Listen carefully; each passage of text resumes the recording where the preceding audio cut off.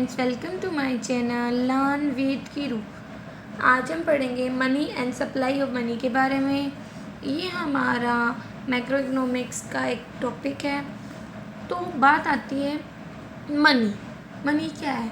तो हम आज के टाइम में देखते हैं, हम कोई भी ट्रांजैक्शन करते हैं, कुछ भी चीज़ परचेज करते हैं, बेचते हैं, तो वहाँ पे मनी इन्वॉल्व होती है। आज के टाइम में अगर हमें हमारे स्कूल की फ़ीस भी अगर डिपॉजिट करवानी होती है तो वो किसके थ्रू होती है? मनी के थ्रू। बैंक से हमें कोई ट्रांजैक्शन करनी होती है तो उसमें मनी इन्वॉल्व होती है। अगर हमें कोई भी परचेज वगैरह करनी है, कोई भी सामान खरीदना है, कपड़े वगैरह खरीदने हैं, तो मनी इन्वॉल्व होती है। तो बात आती है कि पहले टाइम में क्या होता था कि पहले टाइम में तो नॉर्मली लोग क्या करते थे, गुड्स के बदले गुड्स लेते थे। ठीक है, तो कहता है कि उस चीज़ को दूर करने के लिए हमारी मनी आई थी। ठीक है, तो एक ऐसी चीज़ जो कॉमनली एक्सेप्ट की जाए मीडियम एक्सचेंज के रूप में, उसे हम मनी बोलते हैं। जैसे इंडिया का हमारा रुपी है, यूएसए का डॉलर है। ठीक है, कहते हैं कि पहले टाइम में तो क्या होता था, कितनी ज़्यादा डिमांड नहीं होती थी तो गुड्स को हम गुड्स के बदले में एक्सचेंज कर लेते थे, जिसे हम बार्टर सिस्टम बोलते थे। मतलब जहाँ पे गुड्स को गुड्स के बदले एक्सचेंज किया जाता था। ठीक है, लेकिन बाद में जैसे जैसे डिमांड्स ज़्यादा हो गई लोगों की, उस टाइम पे बार्टर सिस्टम इतना सूटेबल नहीं रहा, तो वहाँ पे आई मनी। ठीक है, जो स्टार्टिंग में तो हमने देखा था, जो राजा महाराजाओं के टाइम में गोल्ड के और जो सिल्वर के सिक्के वगैरह होते थे। ठीक है, बाद में मेटल वगैरह के बनने लगे, फिर पेपर मनी आई। आज के टाइम में प्लास्टिक मनी जैसे लाइक क्रेडिट डेबिट कार्ड वगैरह हम यूज़ करते हैं, वो सब आए। तो मनी नॉर्मली वही होता है जो एक मीडियम ऑफ एक्सचेंज के रूप में एक्सेप्ट किया जाता है। अब बात आती है कि सिर्फ मनी का यूज़ एक मीडियम ऑफ एक्सचेंज के रूप में ही नहीं होता, बल्कि वैल्यू को स्टोर करने में भी यूज़ होता है। ठीक है, कि भाई हमें पैसे को स्टोर करना हो, 5-10 जितने भी लाख रुपए हम स्टोर करना चाहते हो उसको आसानी से कर सकते हैं। गुड्स के टाइम पे इतना सूटेबल नहीं होता। ठीक है, सेविंग करनी हो हमें उसकी तो भी कर सकते हैं। हमें किसी भी प्रोडक्ट की वैल्यू को मेज़र करना हो तो मनी की हेल्प से आसानी से उसको कर सकते हैं। ठीक है, ये स्टैंडर्ड होता है डेफर्ड पेमेंट। डेफर्ड पेमेंट्स क्या होते हैं तो हमें पहले ये समझना होगा। डेफर्ड पेमेंट्स होती है, डेफर्ड मतलब स्थगित, कि जो आज नहीं कर रहे बल्कि कि अभी हम फ्यूचर में करेंगे आने वाले पीरियड में, तो वो हमारी डेफर्ड पेमेंट होती है। तो एक टाइप से कहे तो मनी वो होता है जिसके अंतर्गत मतलब हम मीडियम ऑफ एक्सचेंज का भी रोल प्ले करते हैं, स्टोर करते हैं, वैल्यूज़ को मेजर भी करते हैं, और स्टैंडर्ड फॉर डेफर्ड पेमेंट। तो मनी वो होता है क्या मनी करता है।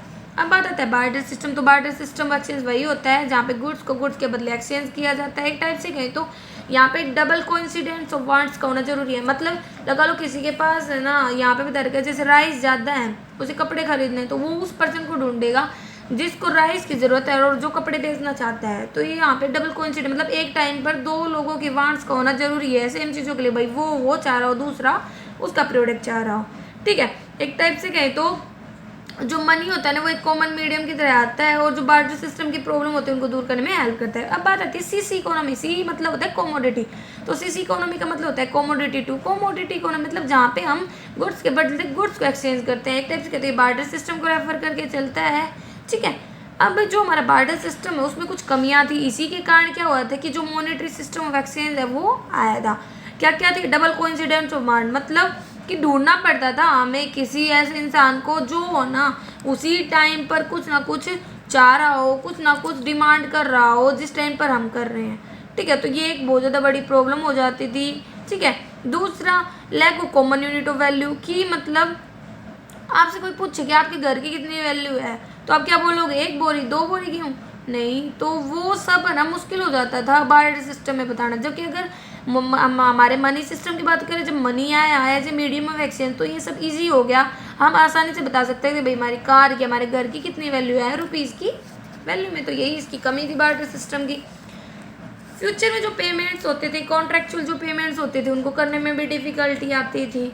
ठीक है, जो मतलब पहले क्या होता था कि भाई लगा लो आज हमने एक एम्प्लॉय को हायर किया, उसको हमने लगा लो 5,000 रुपये पे करने के लिए हमने हायर किया, तो हम आसानी से दे सकते हैं। लगा लो अगर बार्टर सिस्टम में बात करें तो क्या हम उसे चेयर में पेमेंट करेंगे या हम उसे राइस में, वीट में करेंगे, तो वो एक बहुत ज़्यादा बड़ी प्रॉब्लम हो जाती थी फ्यूचर के लिए। ठीक है, क्योंकि जो राइस होते हैं, वीट होते हैं, उनके प्राइस तो बढ़ते घटते वो चेंज होते रहते हैं। जबकि जो हमारी मनी है, जो हमने आज 5,000 रुपये डिसाइड की, तो 5,000 की वैल्यू तो 5,000 ही रहेगी। स्टोरेज में भी प्रॉब्लम आती थी क्योंकि जो गुड्स वगैरह होते थे उन्हें स्टोरेज करना भी बहुत ज़्यादा कॉस्टली होता था, रिस्की भी होता था। ठीक है, तो यही कारण था। इससे कारण क्या हुआ था? मनी के कारण सेल और परचेज का एक्ट अलग अलग हो, क्योंकि बार्टर सिस्टम में क्या होता था, जिस टाइम पे आप परचेज कर रहे हो उसी टाइम पर सेल भी कर रहे थे। जबकि मनी में ये होता है कि आप परचेज कर रहे हो तो ज़रूरी नहीं है कि आप उस चीज़ को सेल भी करो। परचेज कर रहे हो तो आप पेमेंट करके आप फ्री हो जाओगे, जबकि बार्टर सिस्टम में परचेज सेल दोनों एक साथ होते थे। अब बात आती है फॉर्म्स ऑफ मनी, मतलब मनी कितने प्रकार के होते थे। इसको दो पार्ट में बांट रखा है, फियाट और फिड्यूशरी और फुल बॉडीड और क्रेडिट। फियाट मनी वो होती है मतलब जो हमारी गवर्नमेंट के द्वारा इशू की जाती है, मतलब गवर्नमेंट के ऑर्डर पर इशू की जाती है, जो एक टाइप से कहे तो लीगल टेंडर की तरह एक्सेप्ट की जाती है, जैसे हमारे देश में रुपी है। और फिड्यूसरी मनी वो होती है जो मतलब ट्रस्ट के कारण एक्सेप्ट की जाती है, मतलब जो पेयर और पे के बीच में जो विश्वास होता है उसके कारण एक्सेप्ट की, जैसे चेक मिलता है हम उसको क्यों एक्सेप्ट करते हैं, क्योंकि ट्रस्ट होता है एक दूसरे पर, बैंकों पर ट्रस्ट होता है। फुल बॉडीड मनी वो होती है जहाँ पे जो मनी वैल्यू है किसी भी कॉइन की और जो कमोडिटी वैल्यू है वो दोनों बराबर हो। जबकि क्रेडिट मनी वो सिचुएशन होती है जहाँ पे ना जो मनी वैल्यू है किसी भी कॉइन की वो ज़्यादा होती है उसकी कमोडिटी वैल्यू से। जैसे यहाँ पे इसने डिफरेंस भी बोल रखा है कि मनी वैल्यू में और कमोडिटी वैल्यू में क्या डिफरेंस होता है, तो कहता है कि मनी वैल्यू तो मतलब हो गई जो उसके कॉइन पर या नोट पर जो बनी हुई है, जो हमने जैसे 5 रुपये लिख रखा है, 10 लिख रखा है वो। और कमोडिटी वैल्यू होती है उस मनी की वो जिससे मनी बनाई गई है, ठीक है, जैसे कागज से, जिस कागज से बनी है उसकी कागज की क्या वैल्यू वो सब। तो कहता है कि अगर मनी का रोल प्ले ना करे वो सिचुएशन हमारी वो हो सकती है जब हम कोई एक्सचेंज ही ना करें, कोई परचेज सेल ही ना करें, ठीक है। अब बात आती है कि फंक्शंस ऑफ मनी। तो हमारे इसमें दो पार्ट में बांट रखे, प्राइमरी और सेकेंडरी। तो प्राइमरी वही मीडियम ऑफ एक्सचेंज की तरह हेल्प करता है, मतलब हम आसानी से परचेज सेल कर सकते हैं। इससे क्या हो जाता है, जो एक्सचेंज करना है वो इजी हो जाता है, जो मतलब नेचर होता है ना प्रोडक्शन एक्टिविटी का वो भी बदल जाता है, आसानी से सारे काम हो सकते हैं। ज़्यादा से ज़्यादा प्रोडक्शन कंजप्शन पे ध्यान ना देकर कि मार्केट पर फोकस करता है, ये सेल्स और परचेज को अलग अलग करके चलता है। और यूनिट वैल्यू मतलब डिटरमाइन करना आसान हो जाता है कि एक प्रोडक्ट की क्या वैल्यू है, वो मॉनेटरी वैल्यू में हम आसानी से बता पाते हैं।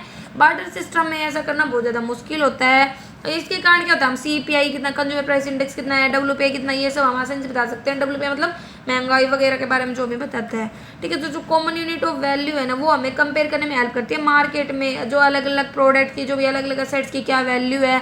जो कॉमन यूनिट वो वैल्यू है ना ये हमें नेशनल इनकम को एस्टिमेट करने में भी हेल्प करता है, जो भी इसके एग्रीगेट वगैरह है जैसे ग्रोथ, नेशनल प्रोडक्ट वगैरह, इनको एस्टिमेट करने में हेल्प करता है।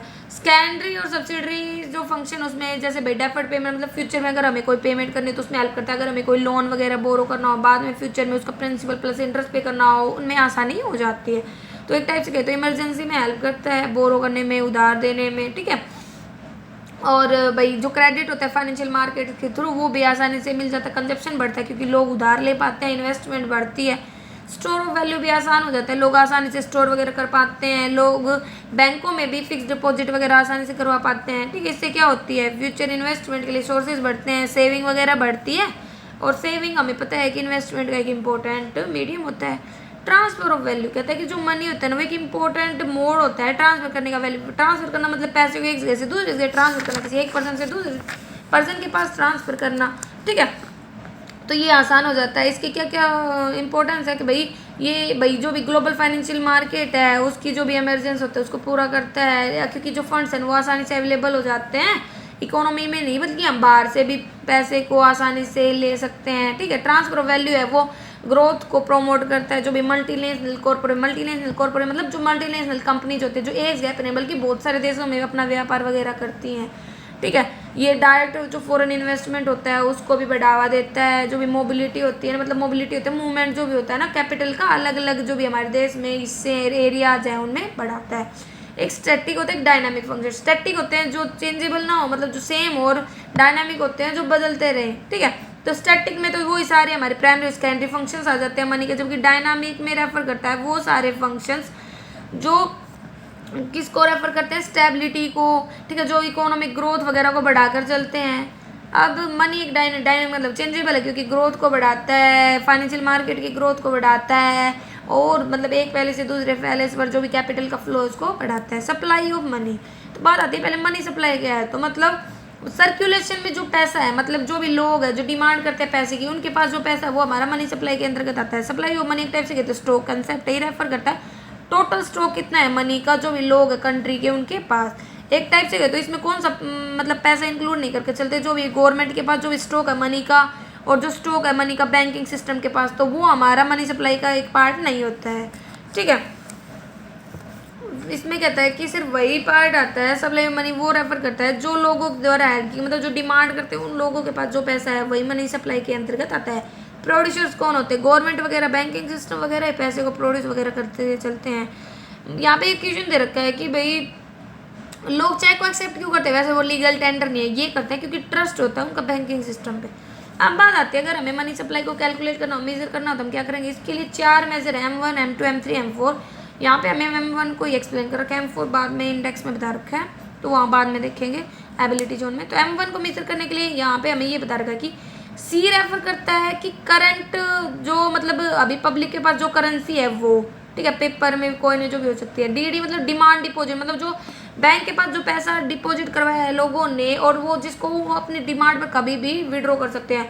और OD मतलब अदर डिपॉजिट, जैसे भाई RBI के पास जो डिमांड डिपॉजिट्स हैं किसी भी public financial institute like NABARD की, RBI के पास जो भी फॉरेन सेंट्रल बैंक्स वगैरह के जो मतलब जो भी फॉरेन गवर्नमेंट्स वगैरह की जो भी डिपॉजिट्स वगैरह हैं और जो भी international financial like IMF, world bank, उनकी जो भी डिपॉजिट्स वगैरह वो हमारे अदर डिपॉजिट्स में आ जाती है। लेकिन इसमें हम जो भी गवर्नमेंट के RBI के पास डिपॉजिट्स और बैंकिंग सिस्टम के जो RBI के पास डिपॉजिट है उनको हम इंक्लूड करके नहीं चलते। यहाँ पे हमें ग्रोस डिमांड डिपॉजिट और नेट डिमांड डिपॉजिट में डिफरेंस बता रखा है कि जो ग्रोस होती है ना उसमें तो हम इंटर बैंकिंग क्लेम्स वगैरह को लेकर चलते हैं, जबकि नेट डिमांड डिपॉजिट में ऐसा नहीं होता है। फिर यहाँ पे हमें डायग्राम में भी पूरा एक्सप्लेन करके बता रखा है। फिर बात आती है कि भाई सप्लाई मतलब कौन सप्लाई करता है? तो गवर्नमेंट है, central bank of the country है, कॉमर्शियल बैंक, ये सब आते हैं। हमें पता है कि हमारे देश में जो मेन RBI होता है ना वो हमारा सेंट्रल बैंक है और वो हमें पैसे को सप्लाई करके चलता है। इसके लिए क्या जरूरी होता है कि उसे 200 करोड़ का रिजर्व मेंटेन करके चलना होता है, जिसमें 115 करोड़ का गोल्ड और जो 85 करोड़ है ना वो फॉरेन रिजर्व होना, मतलब जो फॉरेन एक्सचेंज है दूसरे देशों का, वो होना जरूरी होता है, ठीक है। और जो बैंक होते हैं वो भी क्रिएशन में हेल्प करते हैं मनी वगैरह की, कैसे वो मतलब CRR वगैरह मेंटेन करके चलते हैं RBI के पास जो भी डिपॉजिट उनके पास आती है उसका कुछ %, ठीक है। अब हम पढ़ लेते हैं कि जो भी M1, M2 जो भी मेजर्स थे, तो यहाँ पे हमें दिखा रखा है भाई अगर हमें M2 मेजरमेंट करना हो तो इसमें हम क्या करेंगे? जो भी M1 मेजरमेंट किया था उसमें पोस्ट ऑफिस में जो भी हमारे सेविंग बैंक अकाउंट में जो भी डिपॉजिट है वो ऐड कर देंगे। M3 मेजरमेंट में जो नेट टाइम डिपॉजिट्स होते हैं कॉमर्शियल बैंक के पास वो ऐड कर देते हैं। और M4 में जो M3 हमने निकाला है उसमें हम टोटल डिपॉजिट जो होती है हमारे पोस्ट ऑफिस के पास वो ऐड करके चलते हैं। तो ये हमारे मेजरमेंट हो जाता है मनी सप्लाई का।